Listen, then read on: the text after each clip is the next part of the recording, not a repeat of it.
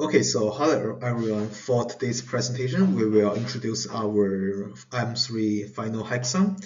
So today's story is very simple. We took a messy housing dataset and turned into a reliable pricing engine, and not by chasing fancy algorithm first, but by treating the problem like operation system.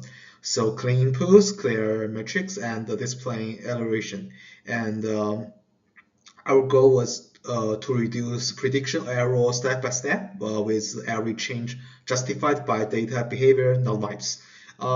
Think of this as moving from a noisy market signal to a violation module. So same raw information, but better lens. So I will go through about what we changed and why it mattered, and how these choices moved our Kaggle score from rule guessing towards tight forecasting.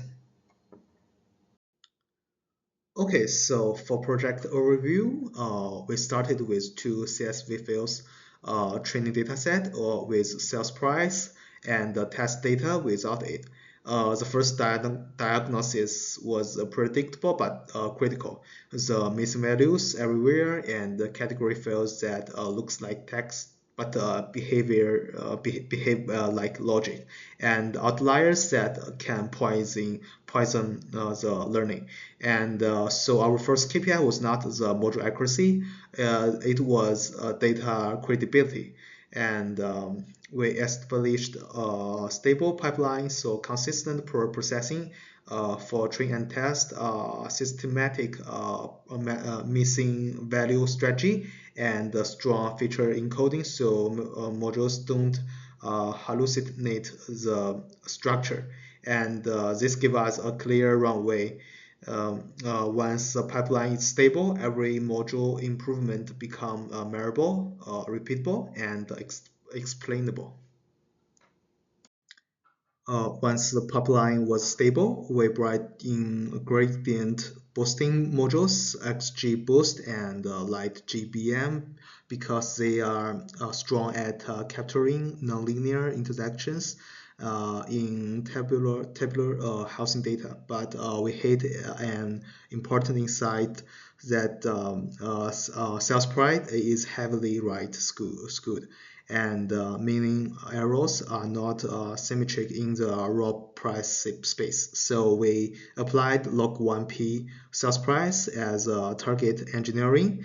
So that change is like a switch from the absolute dollars to relative scale, which makes loss function more aligned with real pricing dynamics. Train modules are powerful, but their predictions can feel like steps on a staircase. Good for rules, sometimes rule for smooth market curves. So we introduce a second kind of module, a linear module like ridge, lasso, or elastic net. So linear module are weaker at complex intersections, but they are smooth and stable, like a baseline violation curve. The strategy was hybrid strength. Trees capture nonlinear structures, and linear module smooths the edges. Instead of the betting on one word will, we let the different modules families vote. Okay, so here we come from bias and noise directly. First, we saw regression to the mean. Expensive homes were often under-predicted, and the cheap homes over-predicted. That's a common pattern when modules minimize average error. Second, we manage over outliers, so extreme cases can dominate gradients and distort decision boundaries. So we removed clear, impossible, or high leverage noisy points. For example, so very large living area paired with a usually low price. So then we strengthened robustness with cross-validation, displaying and aimed to reduce information leakage and reduce variance. Okay, the slide represents the phase where progress slowed and mistake got expensive. So we test the idea that sounded advanced, so the procedure labeling, aggressive feature costing, and the different scaling method. But the score often got worse. The lesson was sharp on the small dataset. Complexity is debit. So you can borrow performance in training, but you paid by as overfighting on the leaderboard. So we adopted to do no harm mindset. Keep transformation interpretable, keep the pipeline consistent, and trend validation as the final authority. So this was not waste the time, it taught us where the cliff edge are. So at this point, we realized the deeper issue wasn't only the target distribution, it was the feature distribution. So many numerical predictors are secured, heavily trailed, and not friendly to linear assumption. So we use the box close style transformation to reshape the secured features close to numericity. Think of it as rebuilding the math environment so the models can breathe. So when features become more well-behaved, the linear and kernel-based model can capture patterns with the less distortion. So this is changing the terrain, not just changing the vehicle. So it's a structural move, the fewer spreads, cleaner gradient, and a more stable generalization.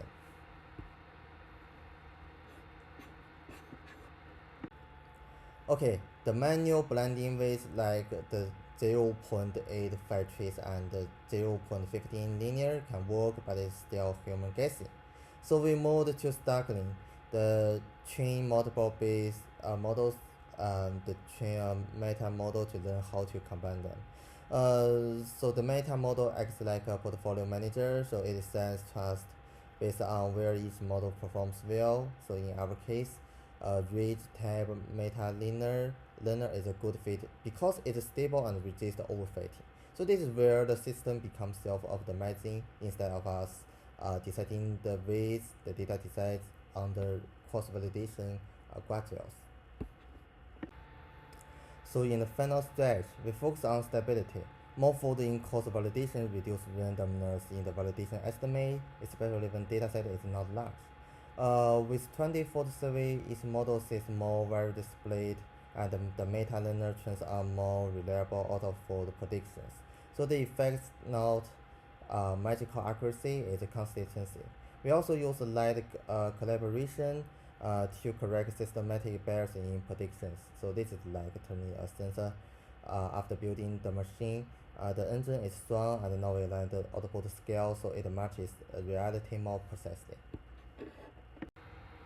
The three takeaways. The first one is data quality sets the floor, missing volume policy, encoding and load layer governance are not pre-work. They are the product.